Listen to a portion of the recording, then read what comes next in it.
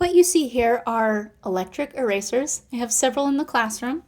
They're battery powered, and when you press the button, the end with the small eraser tip spins really fast. These are nice because it allows you more precision. You can get in and erase areas that a regular eraser might be too large to get into without erasing areas that you didn't want. So here's the button, you press that, this spins. You do need to watch out though, because that eraser will wear down. And when the eraser tip wears down equal to the plastic, you don't want this plastic spinning against your paper really fast because it will rip it. But thankfully, these erasers are replaceable and adjustable.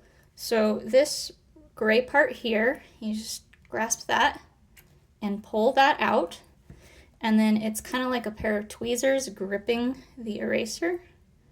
And it's usually longer than what you see. So you just have to get your hands on the little eraser, pull it till it's extended beyond the plastic, and then reinsert it into the eraser, into the handle part, and then you're ready to go.